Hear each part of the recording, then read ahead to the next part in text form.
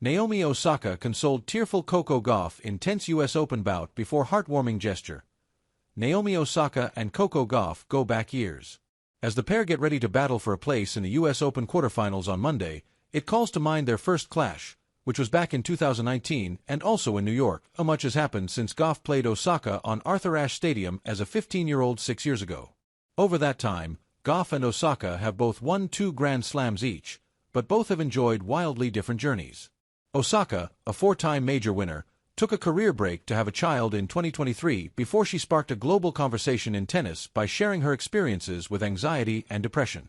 "Just to be at this point of my life and to be playing her again is, honestly, for me kind of special," Osaka said when reflecting on the last few years. While Gauff picked up her first major in 2023 at the U.S. Open before she picked up her second Grand Slam singles title at the French Open this year. Gauff couldn't stop crying after losing to Osaka.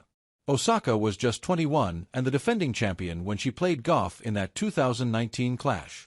The American was playing just her second Grand Slam tournament and her first in New York. She was easily beaten by Osaka in straight sets, but what made headlines was what happened after the last point. Gauff was uncontrollably crying by her bench after completing her debut on the Arthur Ashe Stadium.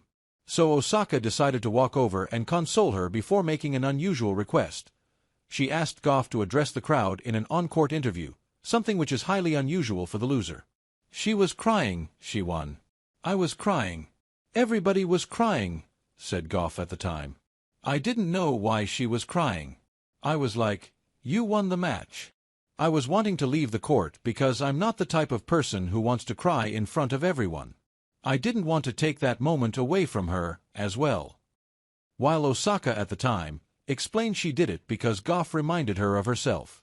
"It was kind of instinctive because when I shook her hand, I saw that she was kind of tearing up a little. Then it reminded me how young she was," Osaka told reporters at the time. "I was just thinking it would be nice for her to address the people that came and watched her play.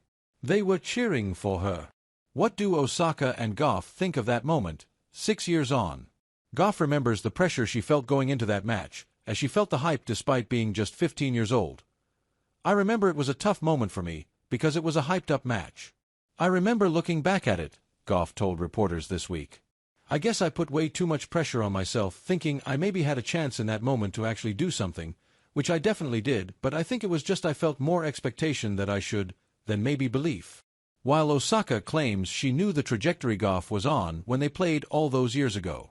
"I thought she just handled herself really well, and I knew she was going to be back there," she said. Who has the advantage in 2025? There's no doubt, Gauff is the better player entering this match. After a slow start after needing 3 sets to get past Ajla Tomljanovic in the first round, and then an emotional tiebreak to overcome Donna Vekic.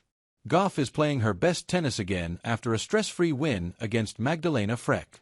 "It's been like an emotional week, but I think I needed those tough moments to move forward," she said in her on-court interview. "Overall, I'm really happy how I played and to be through to the next round."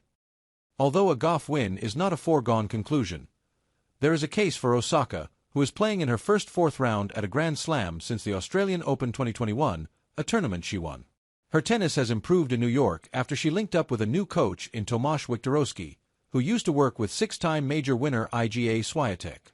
Osaka's serve has been her biggest weapon at the U.S. Open, with Aryna Sabalenka, with 78, having more this Grand Slam season than Osaka 70. She's also been dangerous when returning second serves, something which will put pressure on Gauff, who can sometimes struggle with double faults. What we can expect at the very least is great tennis from 2 of the sport's finest players.